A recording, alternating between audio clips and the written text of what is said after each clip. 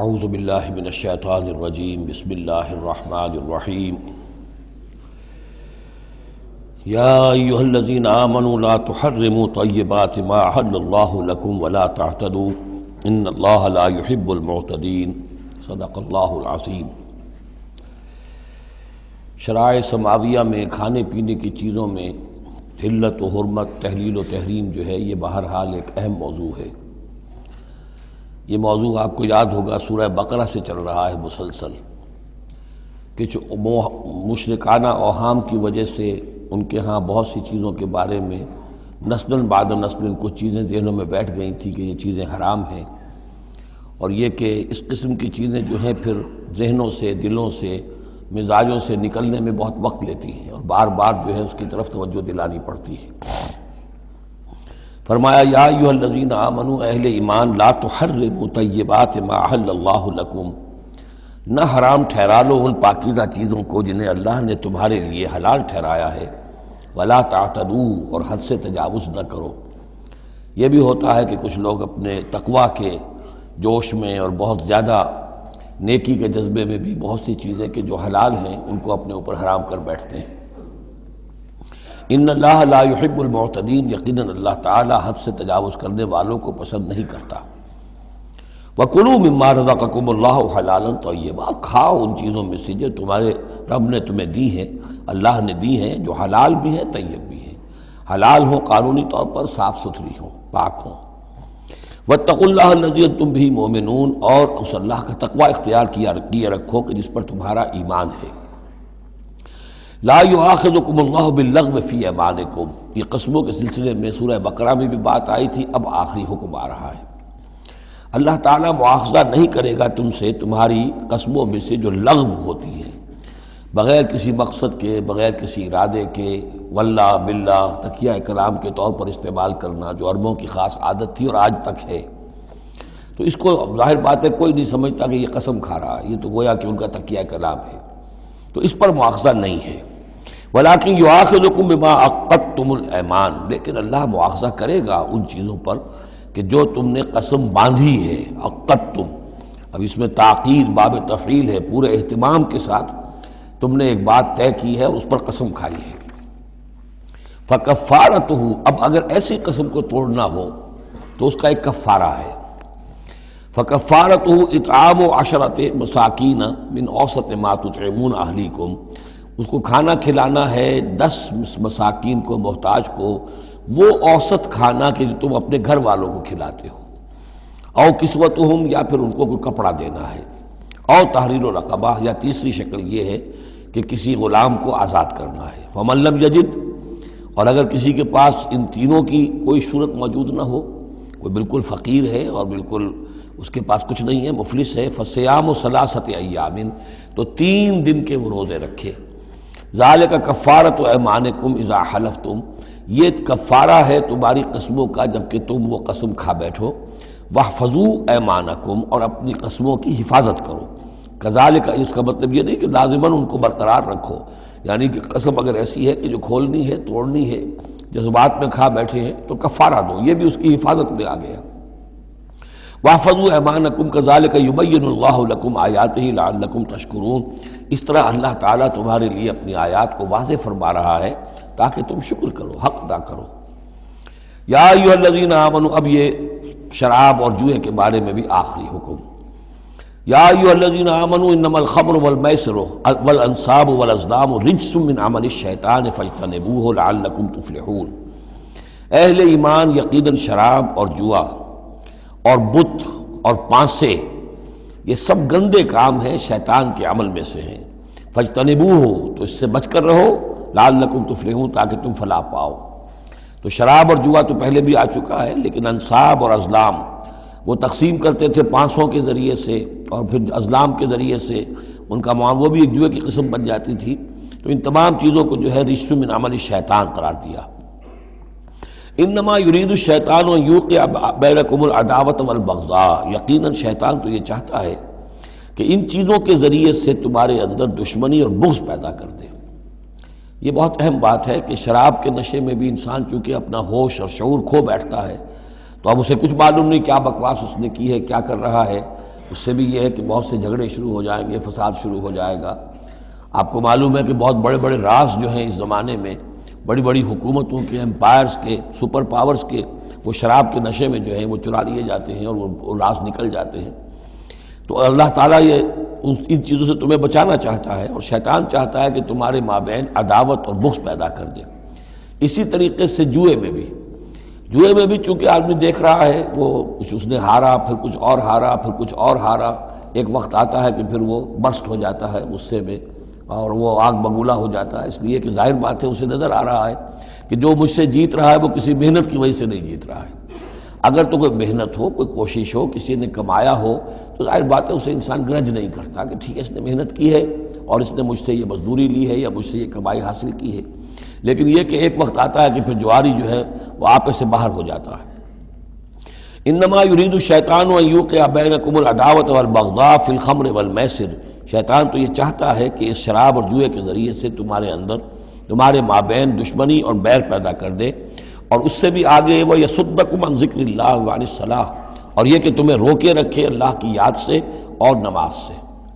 یہ معاملہ بھی شراب کا تو بالکل واضح ہے، لیکن یہ کہ جوئے میں بھی یہ ہوتا ہے کہ ایک آدمی دفعہ اس میں لگ جائے تو پھر یہ ہے کہ وہاں سے نکلنا مشکل ہوتا ہے۔ جیسے تاش کا معاملہ ہے یا اور شطرنج ہے، یہ کھیل ایسے ہیں کہ جن کے اندر لگ کر پھر انسان جو ہے ان چیزوں سے غافل ہو جاتا ہے۔ فَهَلْ أَنْتُمْ مُنْتَهُونَ، تو اب باز آتے ہو یا نہیں؟ یہ انداز جو ہے یہ بڑا سخت ہے۔ اس میں پس منظر میں کیا ہے کہ تمہیں سب سے پہلی بات جو کہی گئی تھی یسألونک عن الخمر والمیسر قل فیہما اسم کبیر ومنافع للناس واسمہما اکبر من نفعہما، تو تمہیں سمجھ لینا چاہیے تھا، اسی وقت بات آ جانا چاہیے تھا۔ جو رخ تھا اللہ تعالیٰ کی جو مصلحت تھی، شریعت کا جو رخ تھا وہ تو واضح ہو گیا تھا۔ خیر چلیے اس پر بھی تم نے نہیں مانا، پھر اگلا قدم ہم نے اٹھایا اور کہا کہ اگر شراب کے نشے میں ہو تو نماز کے قریب نہ جاؤ۔ اس سے تو پھر اب پوری طریقے سے واضح ہو جانا چاہیے تھا کہ دین کی اہم ترین چیز جو ہے وہ نماز ہے، صلاۃ و عماد الدین، دین کا ستون ہے، اور یہ جو شے ہے وہ ہمیں نماز سے روک رہی ہے، تو تمہیں چھوڑ دینا چاہیے تھا۔ بہرحال اب یہ کہ آخری بات ہماری طرف سے آ گئی ہے، فَهَلْ أَنْتُمْ مُنْتَهُونَ، تو اب بھی باز آؤ گے کہ نہیں؟ وَأَطِيعُوا اللَّهَ وَأَطِيعُوا الرَّسُولَ، اور اطاعت کرو اللہ کی اور اطاعت کرو رسول کی صلی اللہ علیہ وسلم، وَاحْذَرُوا، اور بچتے رہو۔ فَإِن تَوَلَّيْتُمْ فَاعْلَمُوا أَنَّمَا عَلَىٰ رَسُولِنَا الْبَلَاغُ الْمُبِينُ، اور اگر تم پھر جاؤ گے، پیٹھ موڑ لو گے، ہمارے اس حکم سے سرتابی کرو گے، فَاعْلَمُوا، تو جان لو، أَنَّمَا عَلَىٰ رَسُولِنَا الْبَلَاغُ الْمُبِينُ، کہ ہمارے رسول پر تو ذمہ داری ہے صاف صاف پہنچا دینے کی۔ یہ حکم اللہ کا ہے، اللہ کا حکم پہنچانا رسول کے ذمہ تھا، رسول نے پہنچا دیا، اپنا کام کر دیا۔ اب معاملہ ہوگا اللہ کا اور تمہارا، اللہ تم سے نپٹے گا، تم سے حساب لے گا۔ یہ جو اب اگلی آیت آ رہی ہے یہ بھی قرآن مجید کے فلسفہ، حکمت اور دین کی بڑی گہری باتوں کے ضمن میں بہت بنیادی آیت ہے، اور اس کا پس منظر یہ ہے کہ جب شراب کے بارے میں اتنا سخت انداز آیا کہ یہ رجسن، گندے کام ہیں، عمل شیطان میں سے ہیں، باز آتے ہو کہ نہیں، تو بہت سے مسلمانوں کو تشویش ہو گئی کہ ہم جو شراب پیتے رہے، اتنا عرصے تک پیتے رہے، یہ گندگی تو ہماری ہڈیوں میں بیٹھ گئی ہوگی۔ آج کا کوئی شخص کہے گا کہ میرا شاید کوئی سیل بھی نہ ہو جسم کا کہ جس میں شراب کے اثرات نہ پہنچ گئے ہوں، تو میں کیسے پاک ہوں گا؟ کس طریقے سے یہ چیز جو ہے اب یہ گندگی میرے جسم میں سے دھلے گی؟ تو یہ تشویش جو ہے اس کو رفع کرنے کے لیے، جیسے تحویل قبلہ کے وقت تشویش ہو گئی تھی کہ 16 مہینے جو ہم نے نمازیں پڑھی، اگر اصل قبلہ تھا کعبہ اور ہم نمازیں پڑھتے رہے بیت المقدس کی طرف رخ کر کے، تو وہ نمازیں تو ضائع ہو گئی، اور نماز ہی تو ایمان ہے۔ وَمَا كَانَ اللَّهُ لِيُضِيعَ إِيمَانَكُمْ، نہیں اللہ تعالیٰ تمہارے ایمان کو ضائع کرنے والا نہیں ہے۔ ایسے ہی یہاں ان کی دلجوئی کے لیے فرمایا لَيْسَ عَلَى الَّذِينَ آمَنُوا وَعَمِلُوا الصَّالِحَاتِ جُنَاحٌ فِيمَا طَعِمُوا، ان لوگوں پر جو ایمان لائے اور جنہوں نے نیک عمل کیے، کوئی گناہ نہیں ہے اس میں جو کچھ پہلے کھا پی چکے۔ کسی شے کی حرمت کے قطعی حکم کے آنے سے پہلے جو کچھ کھایا پیا گیا، جبکہ اس کی حرمت کا اعلان نہیں ہوا تھا، تو اس کا کوئی گناہ ان پر نہیں رہے گا، یہ کوئی ان کی ہڈیوں میں بیٹھ جانے والی شے نہیں ہے۔ یہ مورل لا ہے، یہ فزیکل لا نہیں ہے۔ فزیکل لا میں تو ہوتا ہے کہ کچھ چیزوں کے اثرات جو ہیں وہ دائمی ہو جاتے ہیں، مورل لا میں تو یہ ہے کہ بڑے سے بڑا گناہ ہو، کوہ احد جتنے گناہ ہوں، صدق دل سے توبہ کی جائے سب صاف ہو جائیں گے۔ التائب من الذنب کمن لا ذنب لہ، گناہ سے حقیقی معنی میں توبہ کرنے والا بالکل ایسے ہے جیسے اس نے کبھی گناہ کیا ہی نہیں تھا، وہ تو نامہ اعمال جو ہے بالکل دھل جاتا ہے۔ لہذا اس تشویش کو اپنے قریب مت آنے دو۔ لیس علی الذین آمنوا وعملوا الصالحات جناح فیما طعموا، اب جو آ رہا حصہ، اذا اتقوا وآمنوا وعملوا الصالحات ثم اتقوا وآمنوا ثم اتقوا واحسنوا واللہ یحب المحسنین، جب تک کہ وہ تقوی کی روش اختیار کیے رکھیں اور ایمان لائیں اور نیک عمل کریں، پھر اور تقوی میں بڑھیں اور ایمان لائیں، پھر اور تقوی میں بڑھیں اور درجہ احسان پہ فائز ہو جائیں۔ واللہ یحب المحسنین، اور اللہ تعالیٰ محسنوں سے محبت کرتا ہے۔ یہ تین درجے ہیں اصل میں۔ ایک درجہ اسلام ہے، اللہ کو مان لیا، رسول کو مان لیا اور اس کے احکام پر چل رہے ہیں۔ ایک اس سے اوپر کا درجہ آ جاتا ایمان، کہ وہ یقین کے درجے میں قلب میں وہ ایمان اتر گیا ہو اب، اور جب یہ ایمان قلب کے اندر اتر گیا ہے، وَلَٰكِنَّ اللَّهَ حَبَّبَ إِلَيْكُمُ الْإِيمَانَ وَزَيَّنَهُ فِي قُلُوبِكُمْ، تو اب انہی اعمال میں، نماز پہلے بھی پڑھ رہا تھا، اب نماز کی اور شان ہوگی، اس کی بھی اور کیفیت ہوگی، اس کی زندگی کے اندر ایک نیا رنگ آ جائے گا، صبغۃ اللہ ومن احسن من اللہ صبغہ۔ اس سے بھی آگے جا کر جب یہ ایمان اتنا گہرا ہو جائے کہ بالکل جیسے آنکھوں سے کوئی شخص کسی چیز کو دیکھ رہا ہو تو یقین ہوتا ہے، ان تعبد اللہ کانک تراہ فإن لم تکن تراہ فإنہ یراک، جب یہ کیفیت ہو جائے کہ تم اللہ کی بندگی کرو، اللہ کے لیے جہاد کرو، عمل کرو، بھاگ دوڑ کرو، اللہ کا تقویٰ اتنا ہو جائے کہ جیسے کہ تم اللہ کو اپنی آنکھوں سے دیکھ رہے ہو، تو یہ درجہ احسان ہے۔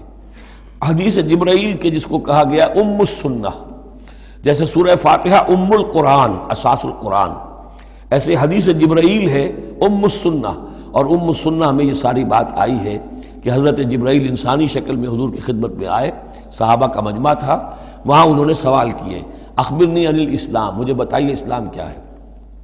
اسلام میں بھی ایمان تو ہے نا، قانونی ایمان، زبانی ایمان تو ہے، لیکن اس کے ساتھ اعمال علیحدہ گنے گئے۔ اس سے اوپر جب ایمان دل میں اتر گیا، اب یہ ایمان کی وہ جو شکل ہے، اس میں اب عمل کو علیحدہ ذکر کرنے کی ضرورت ہی نہیں، اس مرحلے پر آ کر لازماً عمل درست ہو جائیں گے، جبکہ ایمان دل میں اتر چکا ہے اور دل میں یقین بن کر جاگزیں ہو گیا ہے، اور پھر اور گہرا چلا گیا۔ یوں سمجھیے کہ جتنا جتنا درخت اوپر جا رہا ہے، جڑ نیچے جا رہی ہے نا، جڑ اور ایمان کی گہری ہوئی، اسلام سے ایمان بن گیا، اور گہری ہوئی، اب یہ تیسری منزل احسان کی اس پر فائز ہو گئی۔ تو جب پوچھا گیا کہ اخبرنی عن الاحسان، اے نبی مجھے بتائیے احسان کیا ہے، تو آپ نے جواب دیا، اور یہ جواب تین روایتوں میں تین مختلف الفاظ میں ہے۔ ان تعمل للہ کانک تراہ، ان تخشى اللہ کانک تراہ، ان تعبد اللہ کانک تراہ فإن لم تکن تراہ فإنہ یراک، یہ تینوں میں ہے۔ اللہ کی بندگی، اللہ کی پرستش، اللہ کے لیے بھاگ دوڑ، اللہ کے لیے عمل، اللہ کے لیے جہاد، یہ انسان ایسی کیفیت سے سرشار ہو کر رہا ہو گویا کہ اپنی آنکھوں سے اللہ کو دیکھ رہا ہے۔ تو جب اللہ سامنے ہوگا تو کیسے کچھ ہمارے جذبات عبدیت ہوں گے، کیسی کیسی ہماری قلب کی کیفیات ہوں گی۔ اس دنیا میں بھی یہ کیفیت حاصل ہو سکتی ہے، لیکن یہ اگر بہت کم لوگوں کو حاصل ہو تو اس سے ایک نچلا درجہ بھی ہے احسان کا، کہ کم سے کم یہ بات ہر وقت مستحضر رہے کہ اللہ مجھے دیکھ رہا ہے۔ فَإِن لَمْ تَكُن تَرَاهُ فَإِنَّهُ يَرَاكَ۔ تو یہ تین درجے ہیں جو یہاں آئے، کہ ایک بیس لائن ہے لیس علی الذین آمنوا وعملوا الصالحات، یہ بیس لائن ہے، جناح فیما طعموا اذا ما اتقوا۔ اصل میں ایک کتاب مولانا مودودی صاحب کی ہے، تحریک اسلامی کی اخلاقی بنیادیں، اور بڑی اچھی کتاب ہے، اسلام، ایمان، احسان، لیکن ساتھ ہی تقوی، چار الفاظ انہوں نے لیے ہیں اور چار مراتب قرار دیے ہیں۔ اس میں سے تشریحات تو ساری ٹھیک ہیں، لیکن میں ترتیب کے اعتبار سے اس آیت کی روح سے میرے نزدیک اس میں ایک اصلاح کی ضرورت ہے۔ تقوی کوئی مقام نہیں ہے، تقوی وہ اسپرٹ ہے، ڈرائیونگ اسپرٹ، جو دھکا دیتی رہے گی اور اوپر اٹھائے گی۔ چنانچہ تقوی کی یہاں کی تکرار ہو رہی ہے کہ بیس لائن سے تقوی نے اوپر آپ کو کیا، اب آپ اذا ما اتقوا وآمنوا وعملوا الصالحات، آپ کے ایمان اور عمل صالح میں اور رنگ پیدا ہو گیا۔ ثم اتقوا، پھر تقوی اور بڑھا، تقوی نے آپ کو اور اوپر اٹھایا۔ ثم اتقوا وآمنوا، پھر اب وہ ایمان یقین والا ایمان حاصل ہو گیا۔ اب یہاں عمل صالح کے علیحدہ ذکر کی ضرورت ہی نہیں، جب دل میں ایمان اتر گیا تو حضور نے فرمایا کہ الا ان فی الجسد مضغۃ اذا صلحت صلح الجسد کلہ واذا فسدت فسد الجسد کلہ، تو اس کے حوالے سے اب پورا کا پورا جسم ٹھیک ہو جائے گا۔ ثم اتقوا، پھر تقوی اور ہے تو اس کے نتیجے میں وَأَحْسَنُوا، درجہ احسان پر فائز ہو جائے انسان۔ اللہم ربنا اجعلنا منہم واللہ یحب المحسنین، اللہ اپنے ایسے محسن بندوں کو، درجہ احسان تک پہنچ جانے والے بندوں کو، جیسا کہ اس سے پہلے آیا تھا عمو وسمو، ایک غلط راستہ ہے کہ اندھے ہو گئے بہرے ہو گئے، اللہ نے پھر ڈھیل دی اور اندھے ہو گئے اور بہرے ہو گئے، اللہ نے اور ڈھیل دی اور اندھے ہو گئے اور بہرے ہو گئے، ایک وہ ہے، اور ایک راستہ یہ ہے، اسلام ہے، ایمان ہے، احسان ہے، اور تقویٰ جو ہے اس میں درجہ بدرجہ انسان کو ترقی دلاتا جا رہا ہے۔ یا ایھا الذین آمنوا لیبلونکم اللہ بشیء من الصید تنالہ ایدیکم ورماحکم لیعلم اللہ من یخافہ بالغیب، کیونکہ اس سورہ مبارکہ کے شروع میں آئی تھی یہ آیت کہ جب تم احرام کی حالت میں ہو تو تم شکار نہیں کر سکتے، تو اب اللہ تعالیٰ کی ایک سنت ہے، وہ آزماتا ہے، سخت ترین امتحان لیتا ہے۔ فرض کیجئے کہ ایک قافلہ جا رہا ہے بیچارے حاجیوں کا، اور انہوں نے احرام باندھا ہوا ہے، کوئی شے نہیں ہے، کھانے کے لیے کچھ نہیں ہے، لیکن اب جو ہے ہرن صاحب جو ہے اٹکیلیاں کرتے ہوئے قریب آ رہے ہیں، اور وہ پکڑ نہیں سکتے، قتل نہیں کر سکتے، احرام میں ہیں، بھوک بھی ہے، لیکن یہ کہ چاہے تو ذرا سا نیزہ مارے تو ہرن کو پکڑ کو جو ہے وہ شکار کر لیں، یا ویسے ہی بھاگ کر پکڑ لیں، لیکن یہ کہ اس کی اب ان کو اجازت نہیں ہے۔ تو اللہ تعالیٰ ایسا کرتا تھا، فرمایا یا ایھا الذین آمنوا، اہل ایمان، لیبلونکم اللہ، لازماً اللہ تمہیں آزمائے گا، بشیء من الصید، شکار کے ذریعے سے، تنالہ ایدیکم ورماحکم، جن کو کہ پا لیں گے آسانی سے تمہارے ہاتھ اور تمہارے نیزے، لیعلم اللہ من یخافہ بالغیب، تاکہ اللہ دیکھ لے کہ کون ہے وہ لوگ کہ جو غیب میں ہوتے ہوئے بھی اللہ سے ڈرتے رہتے ہیں، کہ موقع ہے، بھوک بھی ہے، ہرن بھی بالکل پاس ہے، بالکل قابو میں ہے، جیسے چاہے شکار کر لے، لیکن ہاتھ بندھے ہوئے ہیں اس لیے کہ احرام باندھا ہوا ہے۔ تو جس کے دل میں ایمان ہوگا وہ اپنی بھوک کو برداشت کرے گا، اللہ کے حکم کو نہیں توڑے گا۔ فمن اہتدی بعد ذلک، اب کسی سے غلطی ہو گئی، تجاوز کر بیٹھا، بھوک کا غلبہ زیادہ تھا، فلہ عذاب علیم، اس کے لیے دردناک عذاب ہے۔ البتہ یہ کہ آگے چل کر اس کے لیے ایک کفارہ بھی بتا دیا گیا ہے۔ یا ایھا الذین آمنوا لا تقتلوا الصید وانتم حرم، دیکھو اہل ایمان، جب تم احرام کی حالت میں ہو تو کسی شکار کو قتل مت کرو۔ ومن قتلہ منکم، تو جو کوئی تم میں سے انہیں قتل کر بیٹھے، شکار کر بیٹھے، جان سے مار بیٹھے، متعمدن، جان بوجھ کر، فجزاء مثل ما قتل من النعم، تو پھر اس کا کفارہ ہوگا ویسا ہی ایک حیوان، ویسا ہی ایک چوپایا اللہ کی راہ میں صدقہ کیا جائے، اور وہ اس کا گویا کہ کفارہ بنا دیا جائے۔ کیسا ہے کہ اگر آپ نے ہرن مارا ہے تو پھر بکری یا بھیڑ، نیل گائے اگر مار لی ہے تو پھر گائے، اسی طریقے سے جس قسم کا، جس سائز کا اور جس اسٹیچر کا آپ نے وہ حیوان جو ہے شکار کیا، اسی کا اسے برابر کا چوپایا دینا ہوگا۔ فجزاء مثل ما قتل من النعم یحکم بہ ذوی عدل منکم، دو آدمی تمہارے جو ہوں معتبر، وہ چاہیے کہ وہ اس کی گواہی دے کہ ہاں یہ جانور جو اس نے شکار کیا ہے یہ اس کے برابر ہو جائے گا۔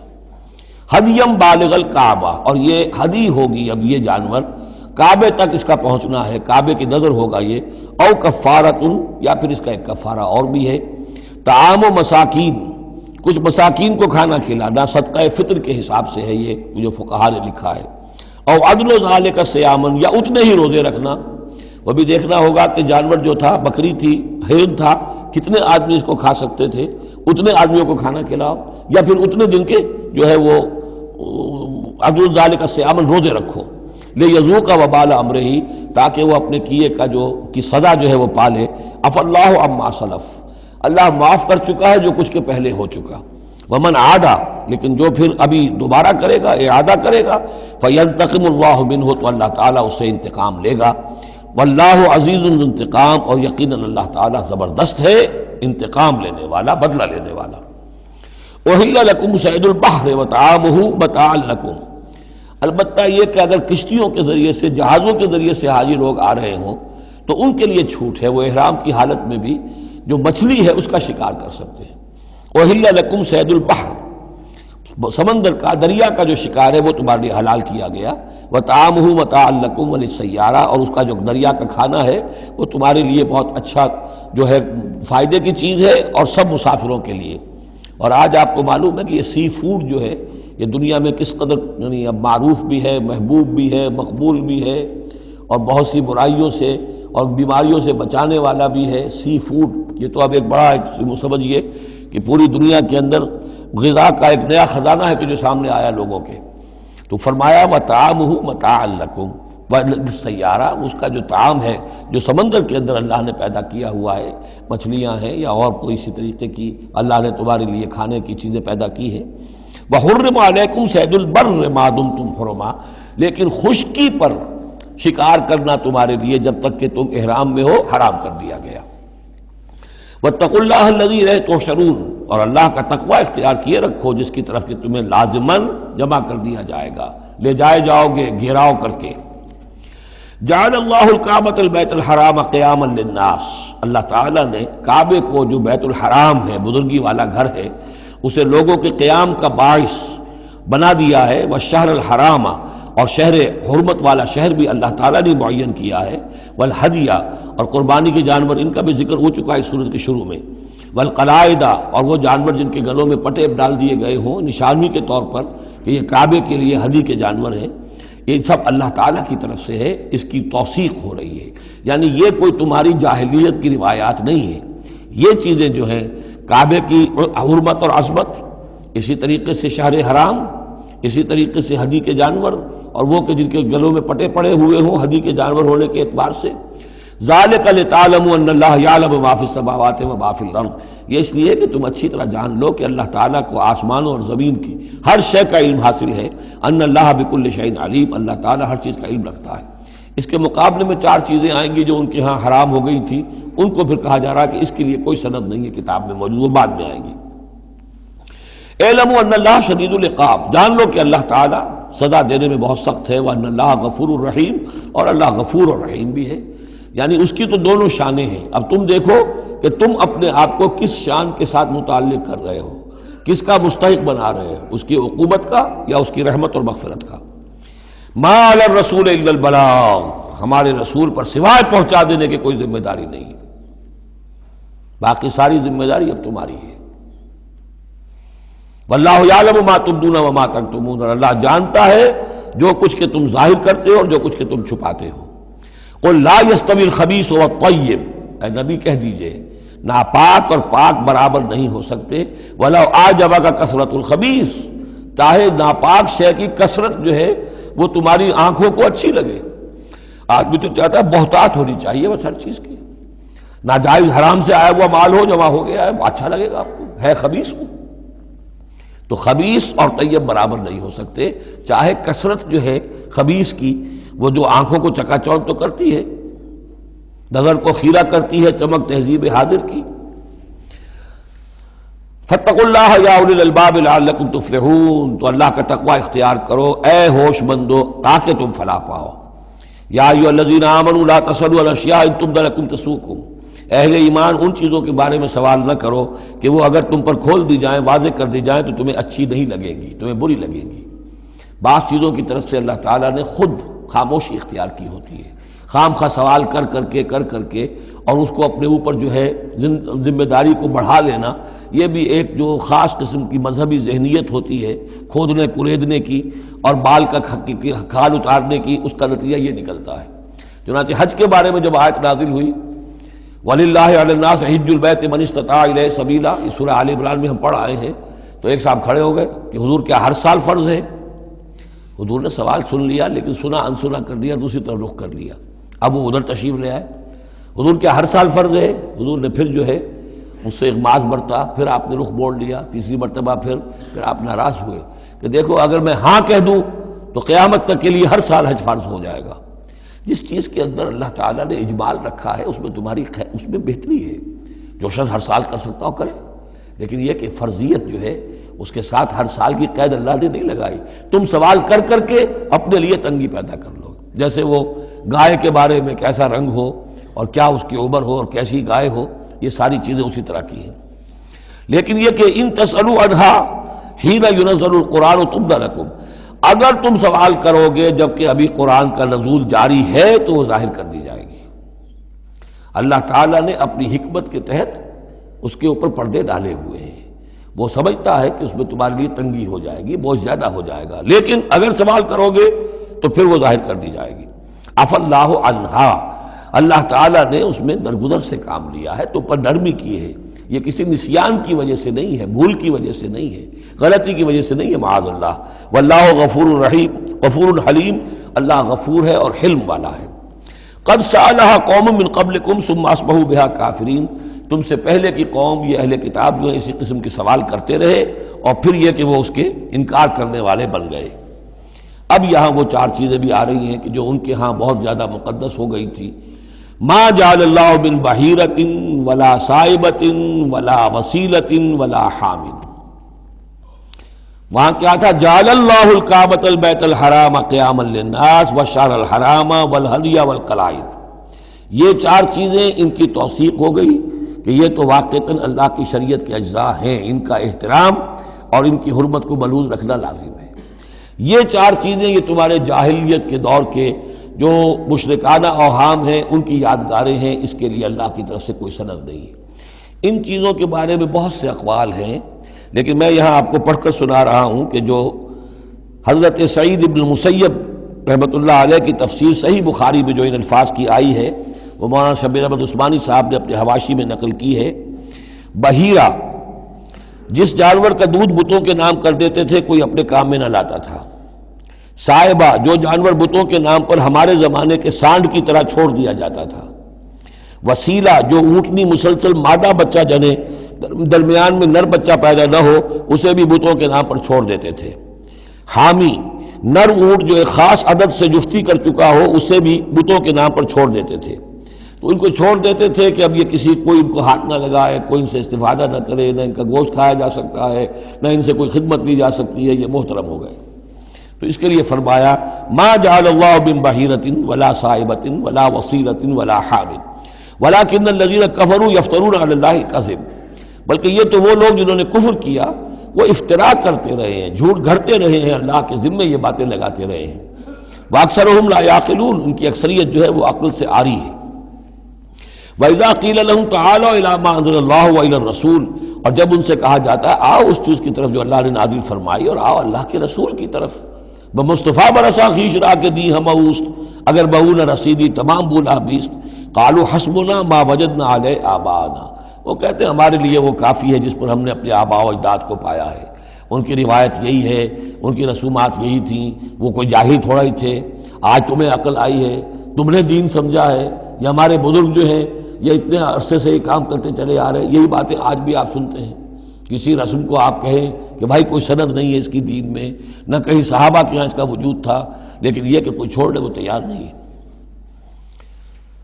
اولو کان آباؤہم لا یعلمون شیئا ولا یہتدون، خواہ ان کے آباء و اجداد جو ہیں ایسے رہے ہوں کہ نہ انہیں کوئی علم حاصل ہوا ہو نہ ہی وہ ہدایت پر ہوں. جیسے تم مخلوق ہو اللہ کی، وہ بھی مخلوق تھے. جیسے تم غلط کام کر سکتے ہو اور غلط آراء قائم کر سکتے ہو ویسے وہ بھی غلط کار ہو سکتے تھے. یا ایھا الذین آمنوا علیکم انفسکم لا یضرکم من ضل اذا اہتدیتم، یہ بھی بہت اہم آیت ہے اور اس کے ساتھ ایک واقعہ موجود ہے. لفظی ترجمہ یہ ہے کہ اے لوگو، اے وہ لوگو جو ایمان لائے ہو، تم پر ذمہ داری ہے صرف اپنی جان کی، اپنی ذات کی. لا یضرکم من ضل، جو گمراہ ہو جائے کوئی اور وہ تمہیں کوئی نقصان نہیں پہنچا سکتا. اذا اہتدیتم، جبکہ تم ہدایت پر ہو. الی اللہ مرجعکم جمیعا فینبئکم بما کنتم تعملون، اللہ ہی کی طرف تم سب کو لوٹ کر جانا ہے اور وہ تمہیں بتا دے گا جو کچھ کہ تم کرتے رہے تھے. اس آیت کا ایک غلط مفہوم جو ہے وہ دور صحابہ ہی میں سے بعض لوگوں نے نکال لیا کہ دعوت اور تبلیغ کی کوئی ذمہ داری نہیں ہے، ہر ایک پر ذمہ داری اپنی ہے. کوئی کیا کرتا ہے اس سے مجھے کیا بحث. دیکھو قرآن میں لکھا ہوا ہے یا ایھا الذین آمنوا علیکم انفسکم، مجھے اپنا عمل درست رکھنا ہے. باقی کوئی اور غلط کام کرتا ہے میں خام خواہ اسے روکوں ٹوکوں، ناراضی مول لوں، نہی عن المنکر امر بالمعروف، اس کی کوئی ذمہ داری نہیں ہے. قرآن کہہ رہا ہے علیکم انفسکم لا یضرکم من ضل اذا اہتدیتم، اگر تم ہدایت کے اوپر ہوگے، صحیح راستے پر ہوگے تو کوئی کتنا ہی گمراہ ہو جائے اس کا تمہیں کوئی نقصان نہیں. تو حضرت ابوبکر رضی اللہ تعالیٰ عنہ نے پھر خطبہ دیا باقاعدہ کہ لوگوں میں دیکھ رہا ہوں کہ تم اس آیت کا مطلب غلط سمجھ رہے ہو. مطلب تو یہ ہے کہ تمہاری ساری تبلیغ اور کوشش امر بالمعروف نہی عن المنکر کے باوجود کوئی شخص گمراہ رہتا ہے تو اس کا تم پر کوئی وبال نہیں. یہ بار بار ہم پڑھ چکے ہیں. لا تسألوا عن اصحاب الجحیم، اے نبی آپ سے کوئی باز پرس نہیں ہوگی جہنمیوں کے بارے میں کہ یہ کیسے ہو گیا ہے محمد کہ ہم نے آپ کو بھیجا اور پھر بھی یہ قوم جو ہے جہنم میں چلی گئی.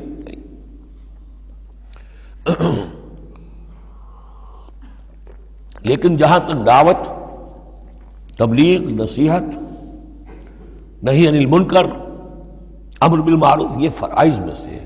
یہ فرض ساقط نہیں ہوتا اس آیت کی روح سے، بلکہ تمہاری ساری کوشش کے باوجود اب کوئی شخص ہے، والد ہے، بچہ فرض کیجئے اس کا کہیں آوارہ ہو گیا ہے، اپنی امکانی حد تک کوشش کیے جا رہا ہے، نہیں بچہ راستے پر آ رہا، تو ظاہر بات ہے کہ اللہ کے ہاں اگر اس نے پوری کوشش کی ہے، جد و جہد کی ہے، کوئی کوتاہی نہیں چھوڑی ہے اس میں، تو اب اس کا وبال اس پر تو نہیں آئے گا. لیکن اپنا فرض ادا کرنا لازم ہے. یا ایھا الذین آمنوا علیکم انفسکم لا یضرکم من ضل اذا اہتدیتم الی اللہ مرجعکم جمیعا فینبئکم بما کنتم تعملون. تو تم سب کو لوٹ کر جانا ہے اللہ ہی کی طرف اور پھر وہ تمہیں جتلا دے گا جو کچھ کہ تم کرتے رہے تھے. یا ایھا الذین آمنوا شہادۃ بینکم اذا حضر احدکم الموت حین الوصیۃ اثنان ذوی عدل منکم. اہل ایمان تمہارے مابین شہادت کا نصاب، جبکہ تم میں سے کسی کی موت کا وقت آ جائے اور وہ وصیت کر رہا ہو تو دو معتبر اشخاص کا ہونا چاہیے. کوئی وصیت کر رہا ہے اور ظاہر بات ہے کہ وصیت ایک تہائی سے زیادہ میں نہیں ہو سکتی، لیکن کسی کی زیادہ بڑی جائیداد ہے تو ایک تہائی کی بات بھی تو بڑی ہو سکتی ہے. تو وصیت کے وقت دو گواہ ضرور بنا لو کہ یہ وصیت کی گئی.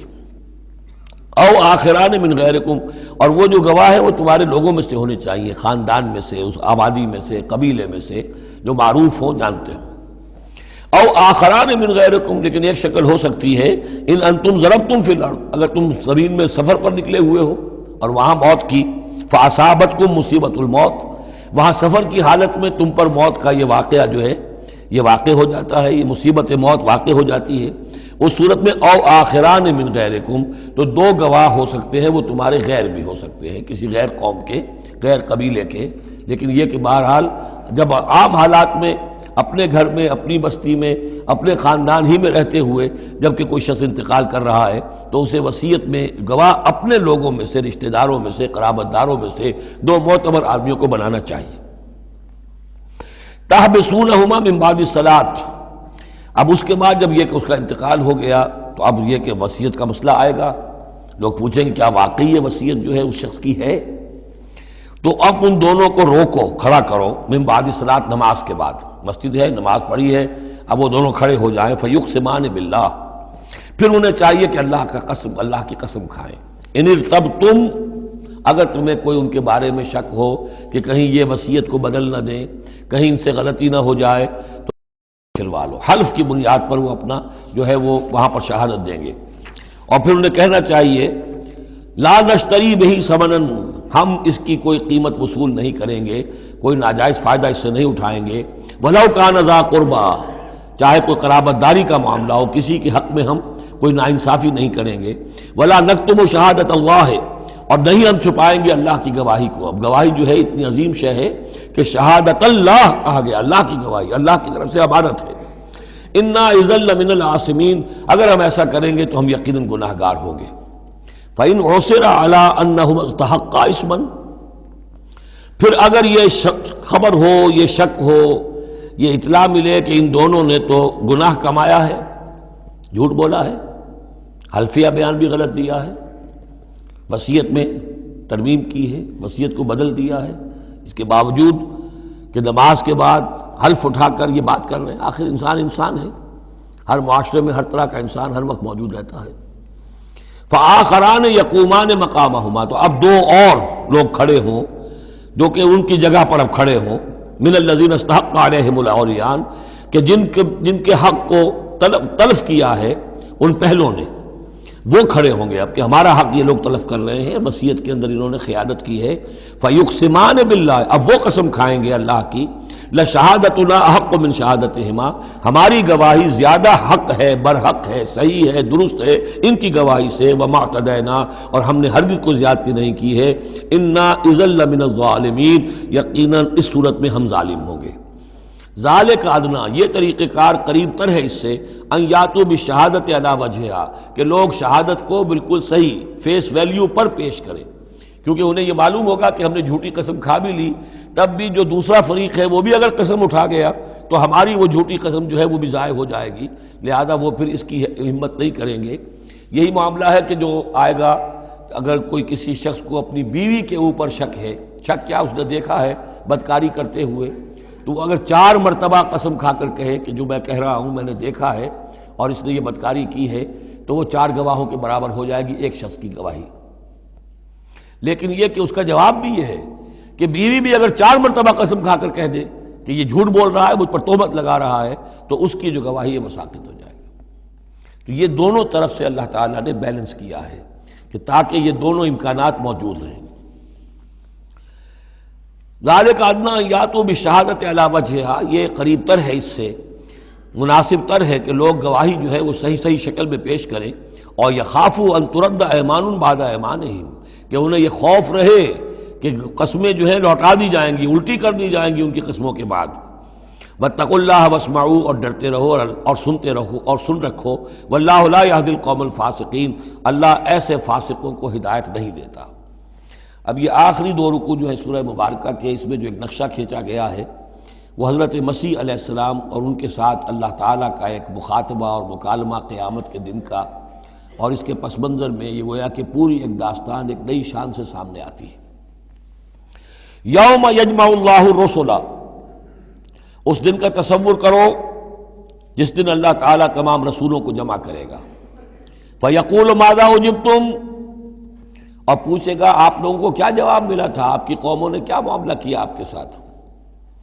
قالوا لا علم لنا، وہ کہیں گے ہمیں کچھ معلوم نہیں، اللہ تعالیٰ کی جناب میں زبان کھولنے سے بچیں گے۔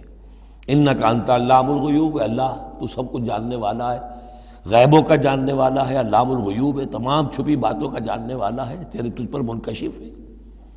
اذ قال اللہ یا عیسی ابن مریم، اب خاص پیشی جو ہے وہ ہو رہی ہے حضرت عیسیٰ ابن مریم کی، وہ دنیا میں پوجے گئے، اللہ کے بیٹے بنائے گئے، ثالث و ثلاثہ قرار دیے گئے، لہذا اب ان کو جو شرمندگی اٹھانی پڑے گی اللہ تعالیٰ کے سامنے، اس کا نقشہ کھینچا گیا ہے۔ اذ قال اللہ یا عیسی ابن مریم اذکر نعمتی علیک، اور جب کہے گا اللہ تعالیٰ کہ اے مریم کے بیٹے عیسیٰ ذرا میرے ان انعامات کو یاد کرو جو تم پر ہوئے، وعلی والدتک، اور تمہاری والدہ پر ہوئے، اذ ایدتک بروح القدس، جبکہ میں نے تمہیں مدد پہنچائی، تائید کی تمہاری روح القدس سے، جبرائیل کے ذریعے سے، تکلم الناس فی المہد وکہلا، تم نے گفتگو کی لوگوں کے ساتھ، بگھوڑے میں بھی، گود میں بھی، انفینسی میں بھی، اور کہلن، اور پوری طریقے سے جوان اور پورے طریقے سے وہ ایک ایڈلٹ کی حیثیت سے بھی۔ وَإِذْ عَلَّمْتُكَ الْكِتَابَ وَالْحِكْمَةَ وَالتَّوْرَاةَ وَالْإِنْجِيلَ، اب وہ الفاظ آگے آل عمران والے، اور یاد کرو ہمارے اس احسان کو جب میں نے تمہیں سکھائی کتاب بھی اور حکمت بھی، یعنی تورات بھی اور انجیل بھی، درمیان کا واو یعنی کے معنی میں آئے گا، واو تفسیر۔ وَإِذْ تَخْلُقُ مِنَ الطِّينِ كَهَيْئَةِ الطَّيْرِ بِإِذْنِي، اور یاد کرو جب کہ تم بناتے تھے گارے سے پرندے کی ایک شکل میرے حکم سے، فَتَنفُخُ فِيهِ فَتَكُونُ طَيْرًا بِإِذْنِي، پھر تم اس میں پھونک مارتے تھے تو وہ ایک اڑتا ہوا پرندہ ہو جاتا تھا میرے حکم سے۔ وَتُبْرِئُ الْأَكْمَحَ وَالْأَبْرَصَ بِإِذْنِي، اور تم اچھا کر دیتے تھے مادرزاد اندھے کو بھی اور کوڑھی کو بھی میرے حکم سے۔ وَإِذْ تُخْرِجُ الْمَوْتَىٰ بِإِذْنِي، اور جب کہ تم مردے کو کھڑا کر دیتے تھے، چلنے والا بنا دیتے تھے، بِإِذْنِي، میرے حکم سے۔ وَإِذْ كَفَفْتُ بَنِي إِسْرَائِيلَ عَنْكَ، اور یاد کرو میرے اس احسان کو کہ میں نے بنی اسرائیل کے ہاتھ روک لیے تم سے، ان کے ہاتھ تم تک نہیں پہنچنے دیے۔ یہ وہی واقعہ ہو گیا کہ حضرت مسیح گرفتار نہیں ہوئے، حضرت مسیح کو عین اس وقت جب کہ وہ پولیس والے داخل ہوئے باغ میں، 4 فرشتے اترے ہیں اور لے کر آسمان پر چلے گئے۔ وَإِذْ كَفَفْتُ بَنِي إِسْرَائِيلَ عَنْكَ، میں نے ہاتھ روکے رکھے بنی اسرائیل کے تجھ سے۔ اِذْ جِئْتَهُم بِالْبَيِّنَاتِ، جب تم ان کے پاس آئے کھلے معجزوں کے ساتھ۔ فقال الذين كفروا منهم، تو کہا ان لوگوں نے جنہوں نے ان میں سے کفر کیا، ان هذا الا سحر مبین، نہیں ہے یہ تو بالکل کھلا یقیناً ان ھذا الا نہیں ہے یہ مگر کھلا جادو۔ وَإِذْ أَوْحَيْتُ إِلَى الْحَوَارِيِّينَ، اور پھر ذرا یاد کرو میرے اس احسان کو کہ میں نے اشارہ کر دیا، دل میں ڈال دیا وحی کی حواریین کی طرف۔ یہ وحی خفی، حواریین کو ظاہر بات ہے وحی جلی جو ہے، وحی نبوت تو نہیں آ سکتی، لیکن جیسے کہ شہد کی مکھی کے لیے وحی کا لفظ آ گیا ہے، آسمانوں کو وحی کی اللہ تعالیٰ نے، تو یہ وحی خفی ہے۔ وَإِذْ أَوْحَيْتُ إِلَى الْحَوَارِيِّينَ، اور جب میں نے اشارہ کیا، الہام کر دیا حواریین کو، ان آمنوا بی وبرسولی، ایمان لاؤ مجھ پر بھی اور میرے رسول پر بھی۔ قالوا آمنا واشہد باننا مسلمون، اور انہوں نے کہا کہ ہم ایمان لائے اور اے عیسیٰ آپ بھی گواہ رہیے کہ ہم اللہ کے فرما برداروں میں سے ہیں۔ اذ قال الحواریون، اور ذرا یاد کرو اس واقعے کو جب کہ حواریین نے یہ کہا، یا عیسیٰ ابن مریم، اے عیسیٰ مریم کے بیٹے، حل تستطیع ربک، کیا آپ کے رب کو یہ قدرت حاصل ہے، ان ینزل علینا مائدۃ من السماء، کہ ہم پر آسمان سے ایک دسترخوان اتر آئے۔ قال اتقوا اللہ ان کنتم مؤمنین، تو عیسیٰ نے کہا کہ اللہ کا تقوی اختیار کرو اگر تم ایمان رکھتے ہو، ایسی دعائیں نہیں کرنی چاہیے، ایسے مطالبے نہیں کرنے چاہیے۔ قالوا نرید ان ناکل منہا، انہوں نے کہا نہیں، ہم چاہتے ہیں کہ آسمان سے ایک خوان اترے اور اس میں ہمارے لیے غذا ہو اور ہم اس میں سے کھائیں۔ وتطمئن قلوبنا، اور ہمارے دل بالکل مطمئن ہو جائے۔ یعنی وہ ایسی بات ہو گئی جیسے حضرت ابراہیم نے کہا تھا ارنی کیف تحیی الموتیٰ، اس طرح کا کوئی مشاہدہ وہ بھی مانگ رہے تھے۔ وَنَعْلَمَ، اور ہمیں یہ معلوم ہو جائے پوری طریقے سے، ان قد صدقتنا، کہ آپ نے جو باتیں بھی ہم سے کہی ہیں بالکل سچی ہیں، کسی شک و شبے کی کوئی گنجائش نہیں۔ وَنَكُونَ عَلَيْهَا مِنَ الشَّاهِدِينَ، اور ہم ان تمام باتوں پر پورے گواہ بن جائیں، ہمیں وہ یقین کامل حاصل ہو جائے کہ پھر ہم آپ کی جانب سے جب تبلیغ کریں لوگوں کے اندر تو ہمارے اپنے دل میں کہیں کسی شک و شبے کا کوئی کانٹا چبھا ہوا باقی نہ رہ گیا ہو۔ قال عیسیٰ ابن مریم، تو اس پر حضرت عیسیٰ ابن مریم نے دعا کی، اللہم ربنا انزل علینا مائدۃ من السماء، اے اللہ، اے ہمارے رب اتار دے ہم پر ایک دسترخوان، ایک خوان بھرا ہوا آسمان سے، تکون لنا عیدن، وہ ہمارے لیے ایک عید بن جائے گا، جشن کی بات ہو جائے گی، آسمان سے خاص تیرے ہاں سے کھانا ہمارے لیے آئے، لأولنا وآخرنا، ہمارے پہلوں کے لیے بھی پچھلوں کے لیے بھی، وآیۃ منک، اور ایک نشانی بن جائے گی تیری جانب سے، وارزقنا، اور ہمیں رزق عطا فرما، وانت خیر الرازقین، اور یقیناً تو بہترین رزق دینے والا ہے۔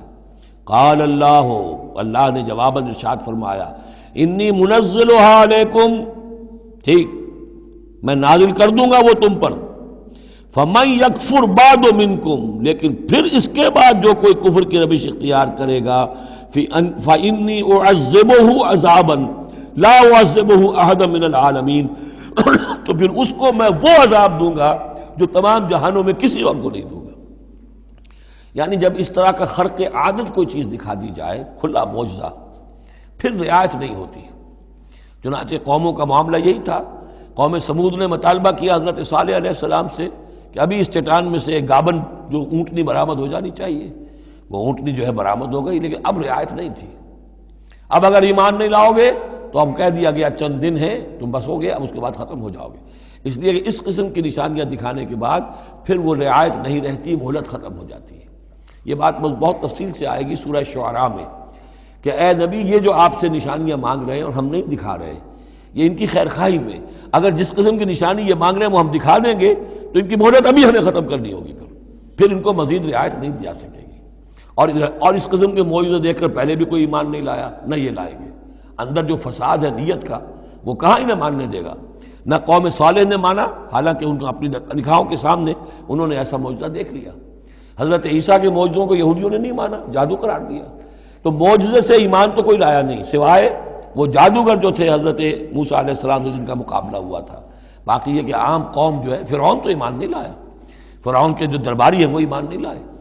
تو اس لیے یہ جو ہوتا ہے کہ اگر کوئی اس قسم کی نشانی دکھا دی جائے تو یہ اصل میں پھر لوگوں کے لیے اس اعتبار سے ان کے خلاف جا پڑتی ہے کہ ابھی اللہ کچھ اور مہلت دیتا، کچھ اور ڈھیل دیتا، کچھ اور لوگ سمجھ لیتے، کچھ اور لوگوں کو ایمان کی توفیق مل جاتی اور وہ سلسلہ بند ہو جاتا ہے۔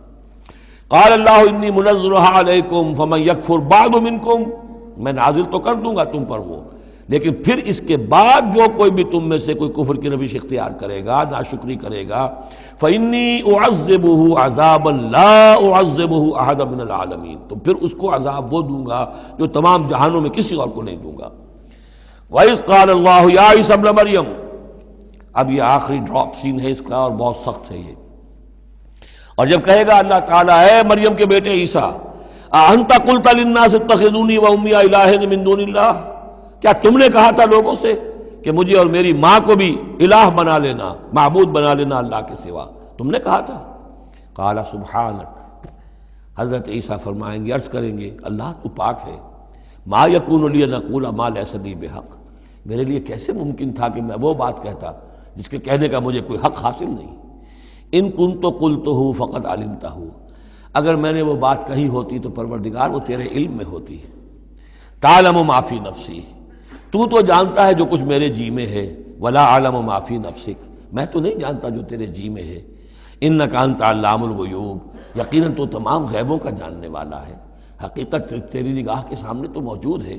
ما قلت لہم، میں نے ہرگز ان سے کچھ نہیں کہا، الا ما امرتنی بہ، مگر وہی کچھ جس کا کہ تو نے مجھے حکم دیا تھا، ان اعبدوا اللہ ربی و ربکم، اور وہ یہی بات تھی کہ میں نے ان سے یہی کہا تھا کہ پرستش کرو اور بندگی کرو اللہ کی جو میرا بھی رب ہے اور تمہارا رب ہے، مجھ بھی رب ہے، وکنت علیہم شہیدا ما دمت فیہم، اور میں تو ان کے اوپر جب تک ان میں موجود تھا ان کا نگران تھا، ان کے اوپر میں ان کی دیکھ بھال کر رہا تھا۔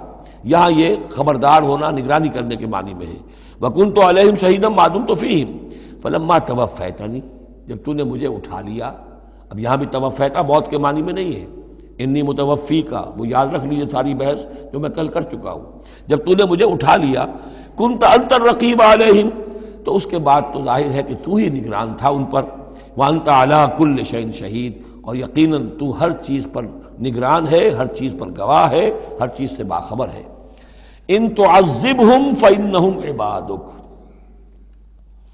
اگر تو انہیں عذاب دے تو وہ تیرے بندے ہیں، تجھے کل اختیار حاصل ہے، جس طرح چاہے عذاب دے۔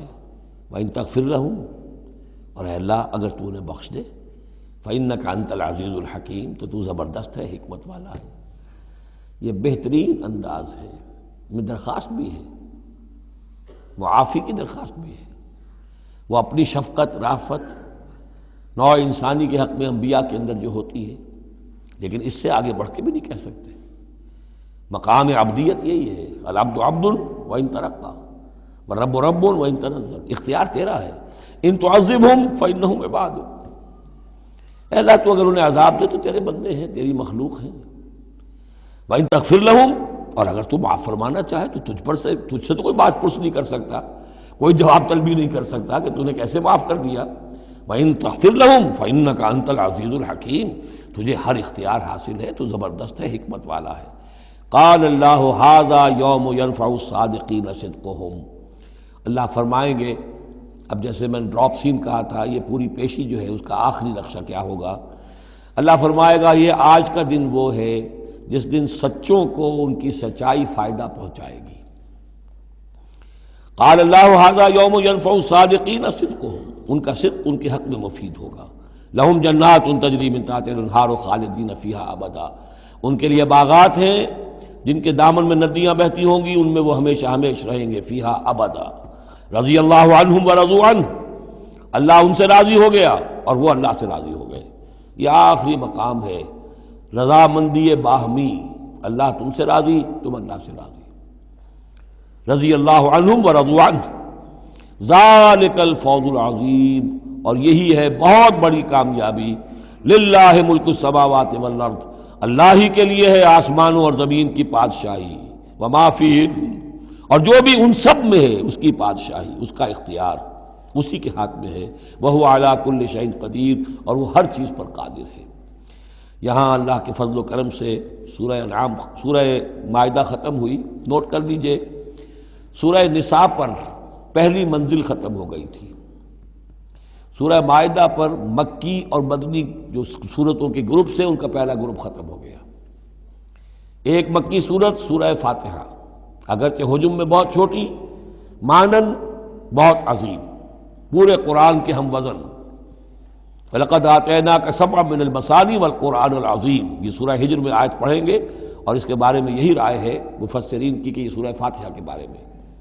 لیکن چار یہ عظیم ترین صورتیں جو ہیں جو مدنیات ہیں، بقرہ، آل عمران، نساء اور مائدہ، اور دو دو کے جوڑوں کی شکل میں. ان کا عمود کیا تھا؟ ایک تو شریعت آسمانی مکمل، نمبر دو اس میں اہل کتاب سے گفتگو، رد و قضا، ان پر الزام، انہیں دعوت، وہ سارا جو کچھ تھا، ان کی غلط باتوں پر تنقید، ان کی غلط عقائد کی نفی، ان کی تاریخ کے اندر جو جو اہم واقعات ہیں ان کا تذکرہ، پھر اس کے نتیجے میں ان کا معزول کیا جانا اس منصب سے جس پر وہ 2000 برس سے فائز تھے، امت محمد صلی اللہ علیہ وسلم کا فائز کیا جانا، یہ بھی آخری درجے میں اس گروپ میں یہ بات مکمل ہو گئی. اگلا گروپ چونکہ چند منٹ ابھی ہمارے پاس ہے، نوٹ کر لیجئے تاکہ کل ہمیں اس پہ وقت صرف نہ کرنا پڑے. اگلا گروپ میں نے پہلے ہی دن آپ کو بتایا تھا کہ اس اعتبار سے بڑا متوازن ہے. اس میں 2 صورتیں مکی ہیں، 2 مدنی ہیں. الانعام الاعراف مکیات، الانفال التوبہ مدنیات. ان میں جو تقسیم ہے، جو مکیات ہیں اور مدنیات ہیں اس گروپ کی، اس میں سارا معاملہ ہے مشرکین عرب کے ساتھ. اب آپ یہ محسوس کریں گے سورہ انعام کو پڑھتے ہوئے کہ جیسے ایک بالکل نئے ماحول میں آ گئے ہیں. ہم 4 روز سے جو پڑھ رہے تھے سورہ بقرہ، سورہ آل عمران، سورہ نساء، سورہ مائدہ، منافقین سے باتیں اور یہودیوں سے، نصارہ سے، ان سے ان سے، اب یہاں جو ہے ساری باتیں ہوں گی مشرکین عرب سے. یہ مکی صورتیں ہیں. ابھی وہاں نفاق نہیں تھا، منافقت کا کوئی ذکر بھی نہیں ملے گا آپ کو. ابھی اہل کتاب کا تذکرہ تو آپ کو مل جائے گا سورہ انعام کے اندر، سورہ اعراف میں، لیکن کوئی ان سے گفتگو نہیں، کوئی براہ راست خطاب نہیں. تو میں نے اس کے لیے اپنے ذہن میں ایک چیز رکھی ہوئی ہے کہ یہ 2 جنتیں ہیں قرآن مجید کے اندر. وَلِمَنْ خَافَ مَقَامَ رَبِّهِ جنتان. ایک قرآن مجید کی مکی جنت ہے، ایک قرآن مجید کی مدنی جنت ہے. مدنی جنت کی ہم سیر کر رہے تھے. یہ 4 دن سے ہم یہ 4 صورتیں جو پڑھ رہے تھے، یہ در حقیقت یہ مدنی قرآن ہے، مدنی جنت ہے، اس کی ہم نے سیر کی ہے. اب مکی قرآن میں ہم داخل ہوں گے اور اس میں یہ جو 2 صورتیں ہیں یہ حضور کے جو قیام مکہ کا دور ہے اس کے تقریباً آخری زمانے کی ہے. یہ گویا کہ اس اعتبار سے مشرکین جو تھے عرب کے اور جو بنی اسماعیل تھے ان پر اتمام حجت اسی طور سے جس طور سے کہ اہل کتاب پر اتمام حجت ہے ان مدنی صورتوں میں، اسی طور پر مشرکین عرب پر، بنی اسماعیل پر اتمام حجت ان 2 صورتوں میں ہے. پھر ان میں ایک بڑی پیاری تقسیم ہے. مکی صورتوں میں چونکہ ظاہر بات ہے کہ اہم ترین مضمون ایمان کا ہوتا ہے. اللہ کو مانو، اللہ کی نعمتوں کا اقرار کرو، اللہ کے رسول کو مانو. اور ان میں جو استدلال ہوتا ہے وہ شاہ ولی اللہ دہلوی رحمۃ اللہ علیہ کی اصطلاحات کے حوالے سے آپ کو بتا رہا ہوں کہ 2 طریقے سے اللہ تعالیٰ توحید کی طرف لوگوں کو لاتا ہے. التذکیر بآلاء اللہ، اللہ کے احسانات، اللہ کی عظمت، اللہ کی نشانیاں، اللہ کی قدرت، اللہ کی صنائیاں، یہ تو آیات آفاقیہ، آیات انفسیہ، اور اللہ کے احسانات تم پر، ان کی نعمتوں کا تذکرہ. اس کو کہتے ہیں التذکیر بآلاء اللہ، اللہ کے احسانات اور اس کی قدرت کے جو کرشمے ہیں ان کے حوالے سے یاد دہانی، تذکیر. اللہ تعالیٰ کا ایمان ہمارے اندر ہے، ڈورمنٹ ہے، بالقوہ ہے، سویا ہوا ہے. اسے جگانے کے لیے یہ آیات قرآنیہ آتی ہیں، اسے ایکٹیویٹ کرنے کے لیے وہ پوٹینشیل ایمان ایکچوئل ایمان بن جائے. لیکن اس کے لیے تذکیر ہے، یاد دہانی. اس تذکیر کا ایک پہلو ہے التذکیر بآلاء اللہ، اللہ کی نعمتوں، اس کی صنائیوں، اس کی قدرتوں کے حوالے سے اللہ کے ایمان کی دعوت. ایک ہے التذکیر بایام اللہ، اللہ کے دنوں کے حوالے سے. اللہ کے دنوں میں سب سے بڑے دن وہ ہیں جن میں اللہ تعالیٰ نے بڑی بڑی قوموں کو تہس نہس کر دیا. پوری قوم نوح غرق کر دی گئی، پوری قوم عاد برباد کر دی گئی، نسیا منسیا. پوری قوم سمود ختم کر دی گئی. چند ساتھی اہل ایمان اور وقت کے رسول بچا لیے گئے. ایک کشتی پر حضرت نوح اور ان کے ساتھی، محدود چند اہل ایمان، باقی پوری نوع انسانی اس وقت تک اتنی ہی تھی، ختم ہو گئی. اس طرح قوم عاد پوری ختم ہو گئی، حضرت ہود اور چند لوگ بچا لیے گئے. قوم سمود پوری ختم ہو گئی، حضرت صالح اور چند اہل ایمان بچا لیے گئے. قوم شعیب پوری ختم ہو گئی، مدین کے لوگ، صرف حضرت شعیب اور ان کے چند ساتھی بچا لیے گئے. عمورہ اور صدوم کی بستیاں برباد کر دی گئی، صرف حضرت لوط علیہ السلام اور ان کی بیٹیاں وہاں سے نکل سکی ہیں، باقی پوری قوم ختم ہو گئی۔ تو یہ ایام اللہ، آل فرعون غرق کر دیے گئے۔ یہ اللہ کی سنت رہی ہے کہ جب بھی کبھی اس نے کسی قوم کی طرف رسول کو بھیجا، نبی نہیں، رسول، جب رسول بھیج دیا گیا، اب اگر قوم نے رسول کو رد کر دیا تو پھر اس کے ساتھ رعایت نہیں ہے، پھر وہ قوم ختم کر دی جائے گی، گویا کہ ثابت ہو گیا ان میں کوئی خیر نہیں ہے۔ جیسے آپ کسی باغ میں سے پتے وتے جھاڑ جھکاڑ جمع کر کے آگ لگا دیتے ہیں، تو گویا کہ یہ دنیا کے باغ کے اندر اب یہ جھاڑ جھکاڑ ہے، ان میں کوئی خیر رہا ہی نہیں۔ نبی کے رسول کے آنے کے بعد بھی یہ لوگ جو ہیں ان کی آنکھیں نہیں کھلی تو معلوم ہوا کہ اب ان کے اندر کوئی خیر نہیں ہے، تو ان کو ختم کر دیا جائے اور زمین کو پاک کر دیا جائے، یہ زمین کا بوجھ ہے، زمین کے لیے گندگی ہے، پاک کر دیا جائے۔ یہ ایام اللہ ہے جن کا ذکر قرآن مجید میں بار بار آتا ہے۔ اس کے علاوہ ایام کا معاملہ پھر ایک ابتدا ہے، ازل کے اندر کیا ہوا ہے وہ بھی تو یوم ہی ہے نا، ٹائم کے حوالے سے، اور پھر کیا ہوگا ابد میں، آخرت میں کیا ہوگا۔ یہ جو ہے سلسلہ تخلیق اور ازلی حقائق، اور پھر یہ کہ بعث بعد الموت، اور پھر کیا ہونا ہے عالم برزخ میں، اور پھر کیا ہونا ہے عالم آخرہ میں، اور پھر کیا ہوگا وہاں پر اصحاب جنت بھی ہوں گے، اصحاب جہنم بھی ہوں گے، اور وہ بھی ہوں گے کہ جو درمیان میں ہوں گے۔ تو یہ تمام چیزیں جو ہیں یہ آئیں گی سورہ اعراف کے اندر۔